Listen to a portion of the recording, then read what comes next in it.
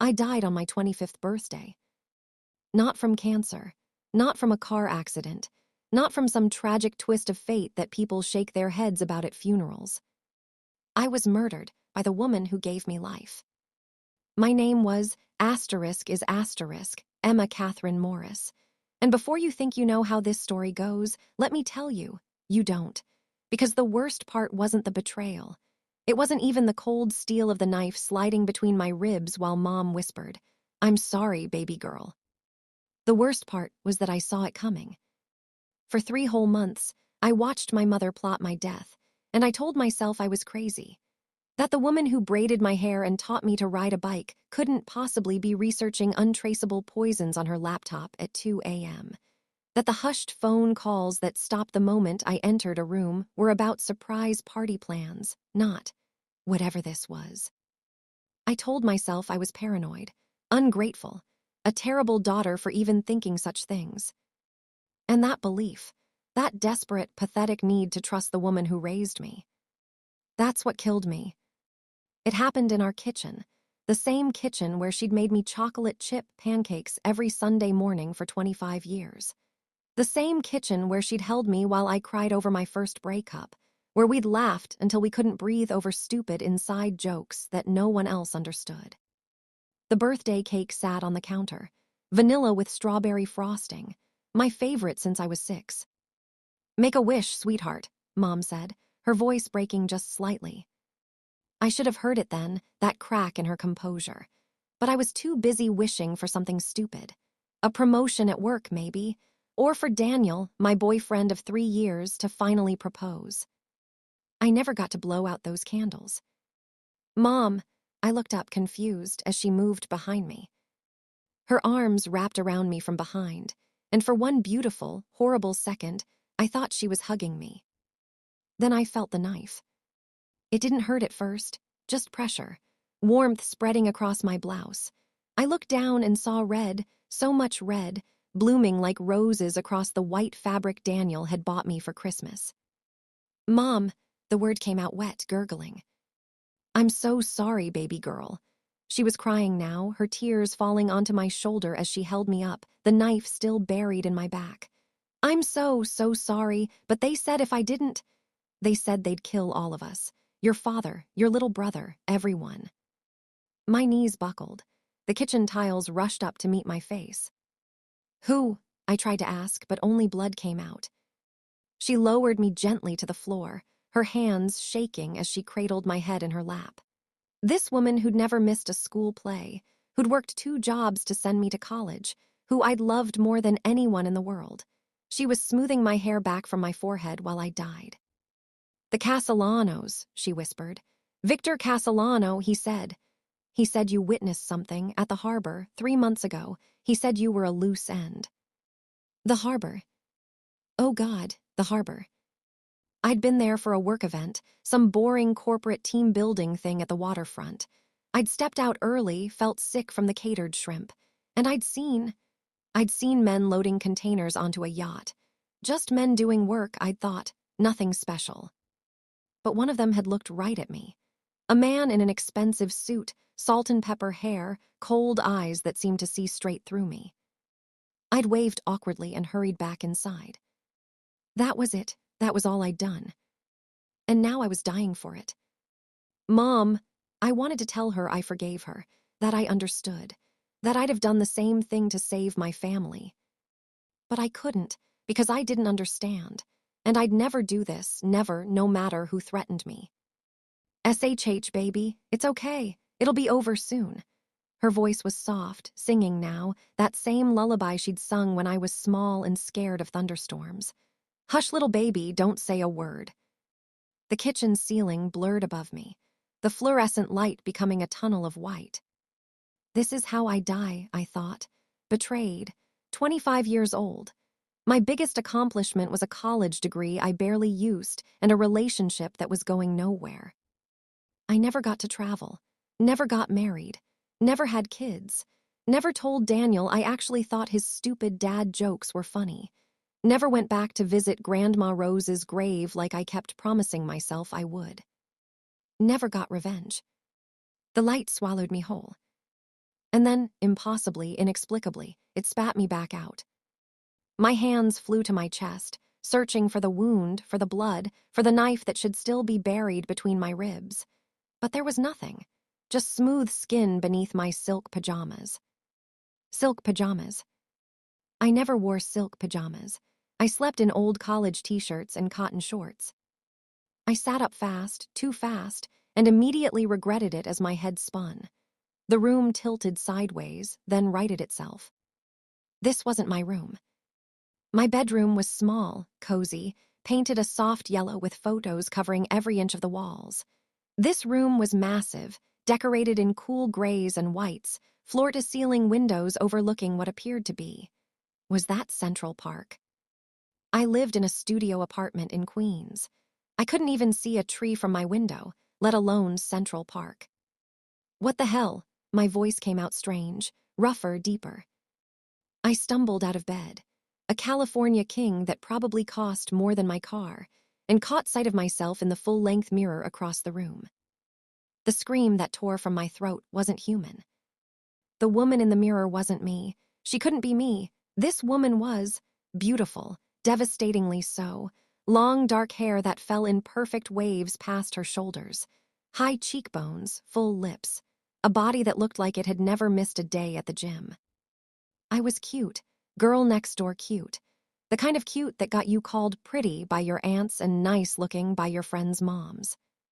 This woman was a goddamn supermodel. I touched my face. The woman in the mirror touched hers. I turned. She turned. "No," I whispered. "No, no, no, this isn't." The door burst open. "Miss Castellano, are you all right? We heard screaming." I spun around. A woman in a maid's uniform stood in the doorway, concern etched across her features. "Miss, what?" My heart was hammering so hard I thought it might explode. "My name is Emma, Emma Morris." The maid's expression shifted to alarm. "Should I call Dr. Stevens? Miss Castellano, you don't look well." Castellana. The name hit me like a freight train. The Castellanos, Victor Castellano. He said you witnessed something. No, oh God, no. "What's my full name?"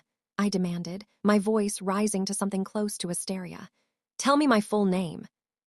The maid took a step back, clearly frightened. It's Isabella Castellano, miss. Isabella Rose Castellano, should I?" "Get out." I didn't mean to scream it, but the words exploded out of me.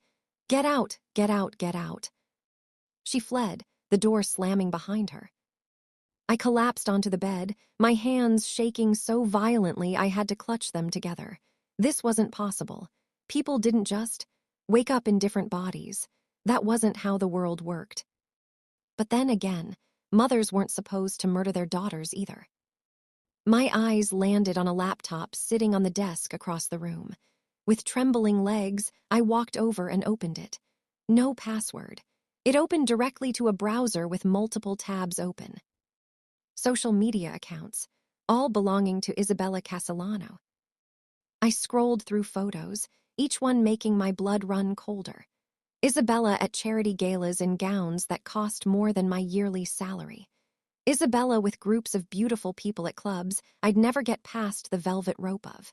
Isabella with an older man who looked familiar in a way that made my skin crawl. I clicked on a tagged photo.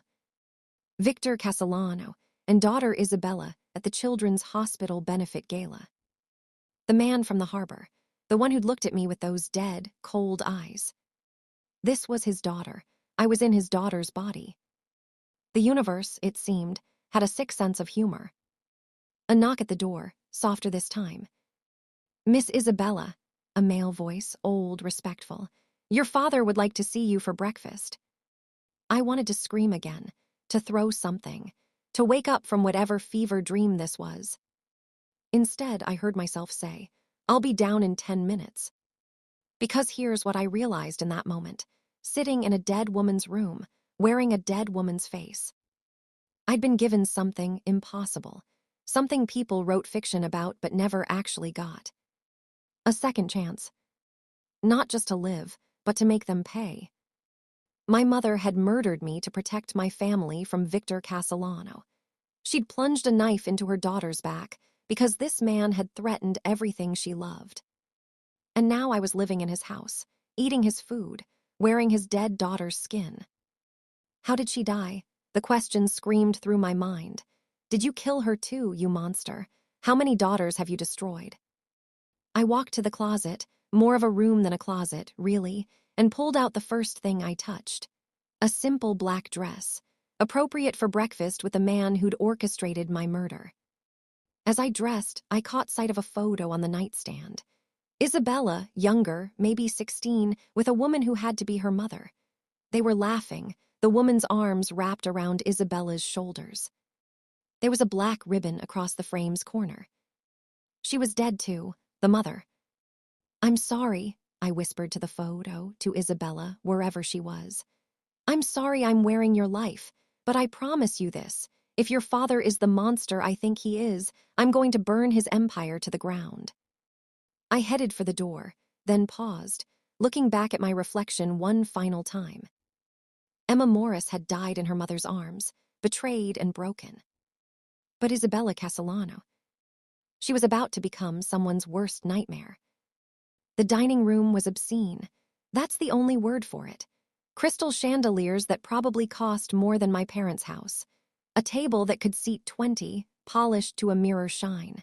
Windows overlooking a private garden where real peacocks, actual peacocks, strutted across manicured lawns. And at the head of the table, reading the Financial Times over a cup of coffee, sat Victor Castellano. He looked up as I entered, and I had to fight every instinct that screamed at me to run. This was the man who'd ordered my death, who'd threatened my family, who'd turned my mother into a murderer. Isabella, his voice was warm, affectionate even. It made my skin crawl. You're up early, I trust you slept well. I slid into a chair, not too close, not too far, and tried to remember how to breathe. Fine, thank you. His eyes narrowed slightly. You seemed different this morning. Panic clawed up my throat. Could he tell? Could he somehow sense that his daughter was gone, replaced by the girl he'd had killed? I had strange dreams, I said, keeping my voice steady. Unsettling ones. Ah, he folded his newspaper. The mind plays tricks sometimes. Your mother used to have terrible dreams. She'd wake up convinced that...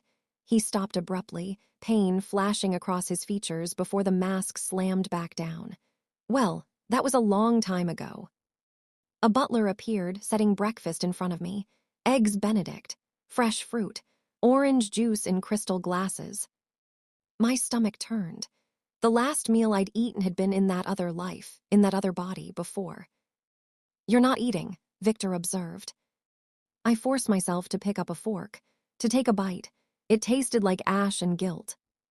I'm not very hungry. Isabella, his voice sharpened. You need to eat. You're getting too thin. What would your mother say if she, again, he stopped, cleared his throat. Eat. I ate. Each bite felt like swallowing glass, but I ate. There's something we need to discuss, Victor said after a long moment. About your future. My hand froze halfway to my mouth. You're 25 years old now. It's time you took your place in the family business. Time you understood what we really do. I set down my fork carefully. And what do we really do, Father? The word tasted wrong in my mouth, poisonous. His smile didn't reach his eyes. We maintain order. We provide services that others are too squeamish to provide. We do what's necessary. Like killing innocent girls. The words were out before I could stop them. The temperature in the room dropped 10 degrees. Victor's face went very still. What did you say? My heart was racing, but I couldn't take it back now. 3 months ago, a girl at the harbor, she saw something she shouldn't have. You had her killed, didn't you?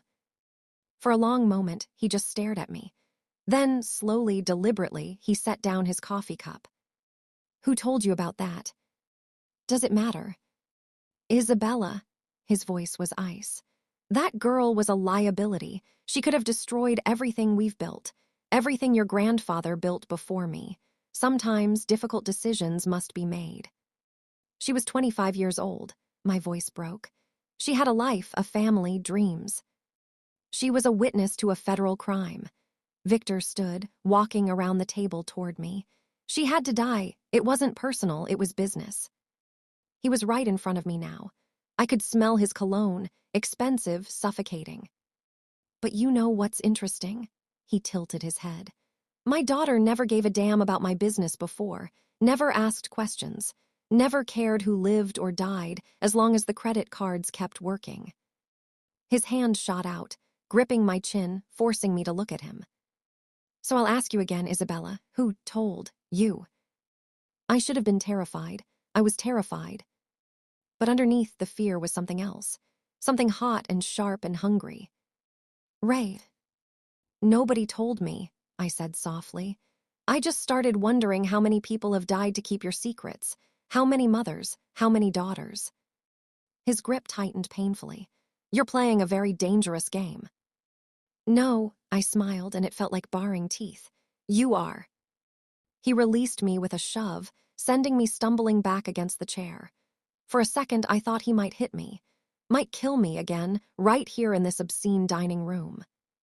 Instead, he laughed. You've got fire, he said, almost admiringly.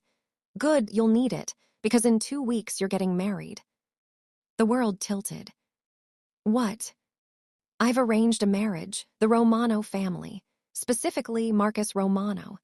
Victor returned to his seat, picking up his newspaper as if he hadn't just detonated a bomb in my life.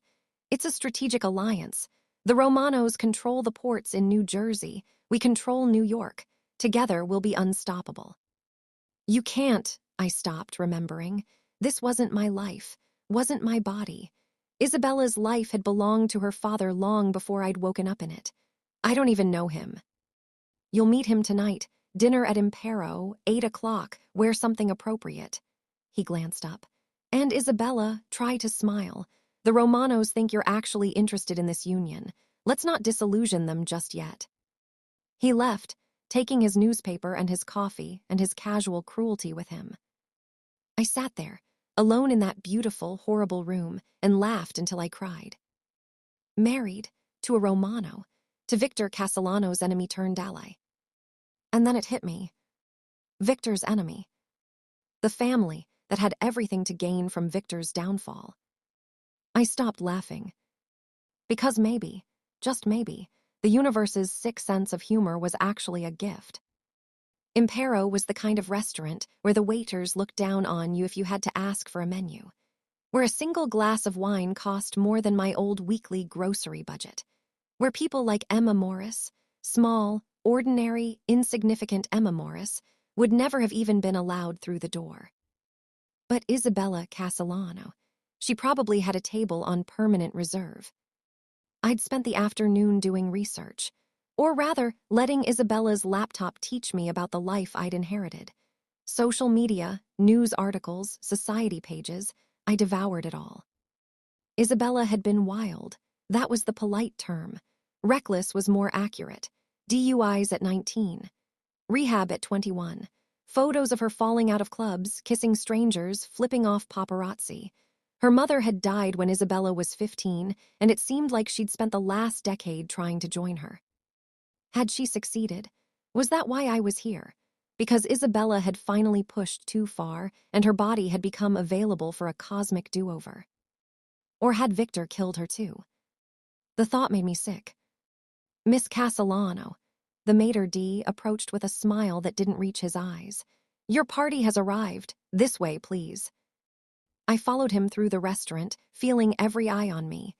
Isabella's body moved differently than mine had, confident, entitled, like the world was a stage and she owned the spotlight. I tried to imitate it, the walk, the posture, the expression that said I couldn't care less what anyone thought. We reached a private room in the back. The maitre d' opened the door and... Oh no.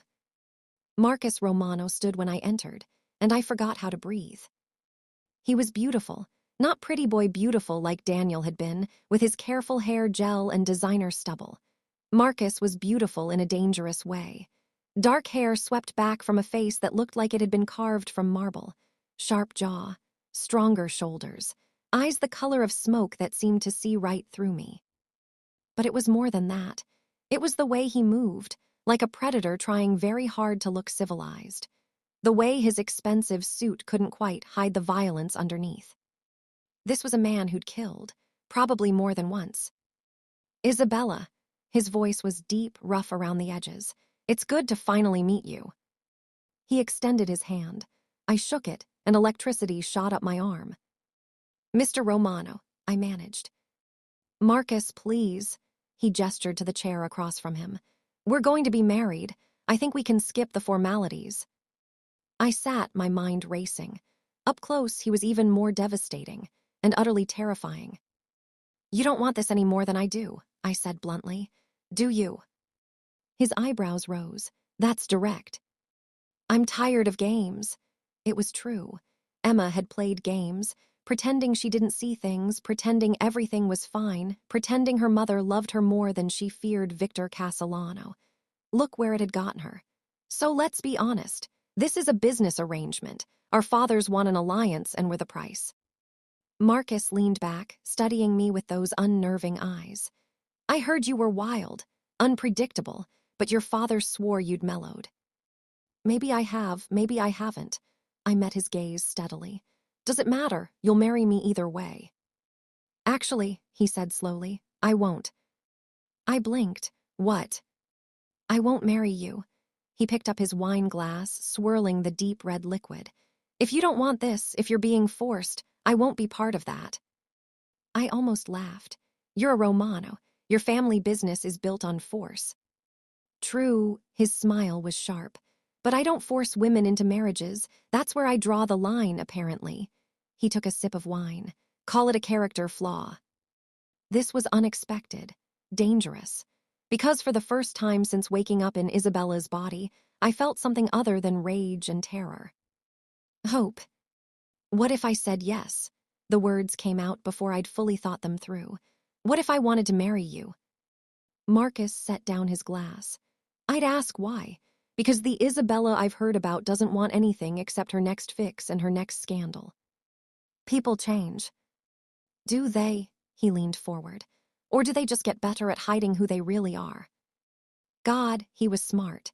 Dangerous and smart and so beautiful it hurt to look at him. What if I told you, I said slowly, carefully, that I'm not who you think I am, that I'm not who anyone thinks I am? I'd say you're either lying or insane. But his eyes had sharpened, interested. Which is it? Maybe both.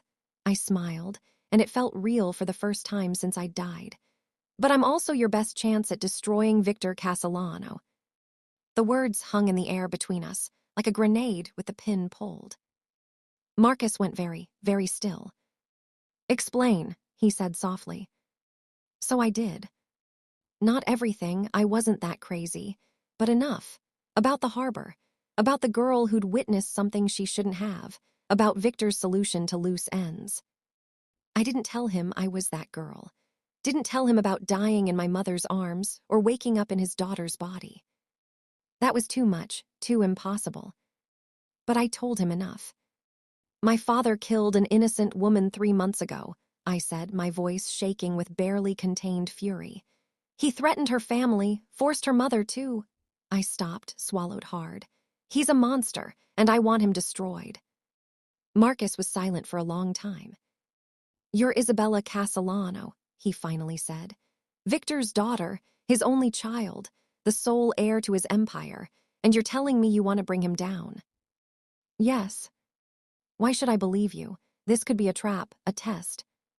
It could be, I agreed, but it's not, because I took a breath. Because I know what it's like to lose everything, to be destroyed by the people who were supposed to protect you, and I won't let him do it to anyone else. Marcus studied me for so long I thought he might call security, might tell Victor his daughter had lost her mind. Instead, he smiled. And it was the coldest, most beautiful thing I'd ever seen. Then let's get married, Isabella, he said, and then let's watch your father's world burn. Story continues with Emma Isabella marrying Marcus, discovering the truth about the real Isabella's death, slowly gathering evidence against Victor while falling genuinely in love with Marcus, confronting her mother from her previous life, and ultimately orchestrating Victor's downfall in a dramatic, emotional climax that costs her everything, but gives her the revenge she needs. The story ends with Emma finding peace, though the price of justice leaves permanent scars. If you want to see how Emma's bloody revenge unfolds, how she navigates her new identity, and whether love or vengeance will win in the end, make sure to subscribe to the channel. Drop a comment telling me what you think Emma should do next. Confront her mother from her past life, or focus on destroying Victor first. Your theories might just shape the next chapter. This is just the beginning of Emma's story. The real revenge, that's about to get bloody.